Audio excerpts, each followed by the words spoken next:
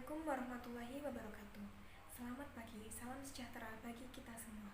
Om Swastiastu, Namo Buddhaya, salam kebajikan. Puji syukur kita panjatkan atas kehadiran Tuhan Yang Maha Esa yang telah melimpahkan rahmat dan karunia-Nya sehingga kita masih diberi kesehatan dan kesempatan untuk dapat beraktivitas dan berkegiatan kembali meskipun dalam keadaan pandemi ini. Berbicara mengenai angka kematian ibu dan bayi baru lahir yang merupakan salah satu target pembangunan berkelanjutan atau SDGs pada tahun 2030.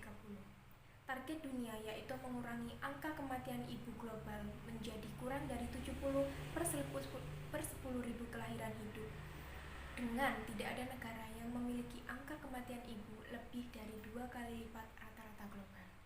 Di Indonesia, targetnya yaitu mengurangi rasio angka kematian ibu hingga kurang dari 70 per 100.000 kelahiran hidup, serta angka kematian neonatal atau bayi baru lahir hingga 12 per 1.000 kelahiran hidup. Setiap hari, tanpa kita sadari, pada tahun 2017, sekitar 810 wanita meninggal karena penyebab yang dapat dicegah terkait kehamilan dan persalinan. 94% dari semua kematian ibu terjadi di negara berpenghasilan yang rendah dan menengah ke bawah. Indonesia termasuk negara dengan AKI tertinggi di negara ASEAN, yaitu 305 per 100.000 kelahiran hidup. Sedangkan angka kematian neonatal di Indonesia sebesar 15 per 1.000 kelahiran hidup. Menanggapi hal ini, banyak ibu yang seharusnya tidak meninggal karena tidak mendapatkan upaya pencegahan dan penanganan yang seharusnya. Wanita meninggal akibat komplikasi selama dan setelah kehamilan serta selama persalinan, baik itu dari perdarahan, infeksi, preeklamsi, dan aborsi yang tidak aman. Remaja muda yang berusia 10-14 tahun menghadapi resiko komplikasi persalinan dan kematian yang lebih tinggi daripada wanita yang berusia 20-24 tahun. Wanita di negara kurang berkembang rata-rata juga memiliki lebih banyak kehamilan daripada wanita dari negara-negara maju.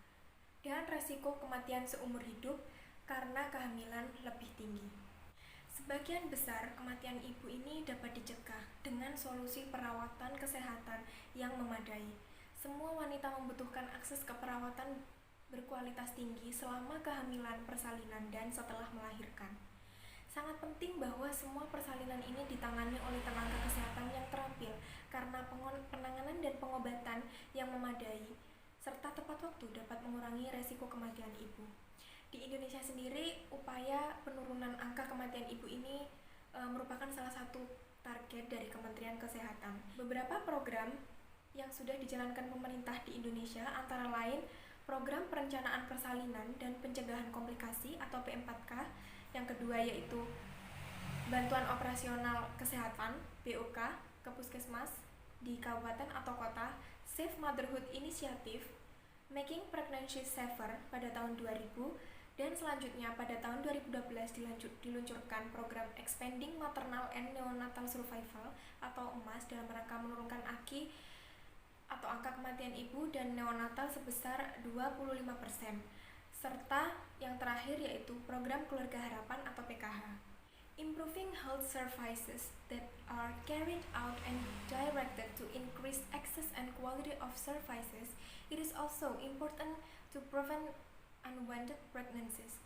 All women, including adolescents, need access to contraception, safe abortion services under the law, and quality post-abortion care. Lack of information is one of the factors preventing women from receiving or seeking care during pregnancy and childbirth. Because of that, improve the health status of women as a prospective mothers are need to reduce maternal and infant mortality. Peningkatan status kesehatan perempuan bukan hanya diperlukan setelah kehamilan, tetapi juga harus ditarik lagi ke lebih hulu, yaitu sejak masa remaja, dewasa muda, atau calon pengantin, serta wanita usia subur. Salah satu intervensi yang sudah dilakukan yaitu pelayanan kesehatan reproduksi bagi calon pengantin yang akan melangsungkan pernikahan. Kenapa hal ini dilakukan? Karena Jatin merupakan salah satu tahapan siklus hidup yang strategis sebagai sasaran program kesehatan, seperti upaya perbaikan gizi, penyiapan kesehatan keluarga, serta pencegahan dan pengendalian penyakit menular maupun tidak menular.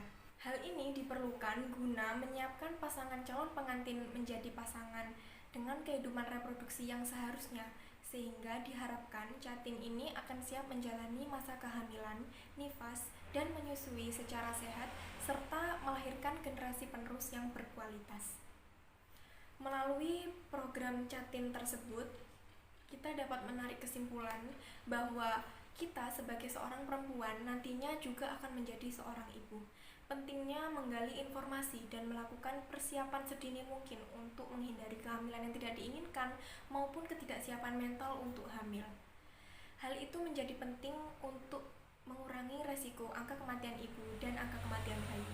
Oleh karena itu, masing-masing dari kita sebagai seorang perempuan, kita bisa mengedukasi diri sendiri, yaitu dengan cara menggali informasi sebanyak-banyaknya mengenai kesehatan reproduksi yang berisikan mengenai kesetaraan gender dalam pernikahan, hak yang berkaitan dengan kesehatan reproduksi dan seksual yang dimiliki oleh seseorang, serta perawatan dalam memelihara kesehatan organ reproduksi kita, kehamilan, serta perencanaan yang baik mengenai kehamilan, keadaan atau penyakit yang perlu diwaspadai, dan bisa mengenai Jatim, kesehatan jiwa kita sebagai seorang perempuan, pengetahuan juga mengenai fertilitas atau masa subur, serta kekerasan yang bisa terjadi di dalam rumah tangga.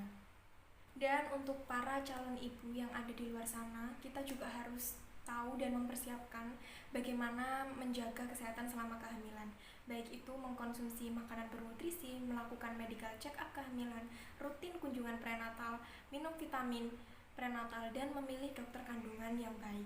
Kita juga perlu ikut kelas yoga atau olahraga prenatal, serta mempersiapkan diri untuk menghadapi persalinan, buat perencanaan kehamilan dan persalinan yang baik, cerdas dalam memilih tempat bersalin, dan juga yang terakhir memperhatikan kesehatan bayi yang baru lahir. Jika kita sudah berhasil melakukan hal di atas untuk diri kita sendiri, kita juga bisa ikut memperhatikan orang-orang di sekitar kita dan menyebarkan pesan ini.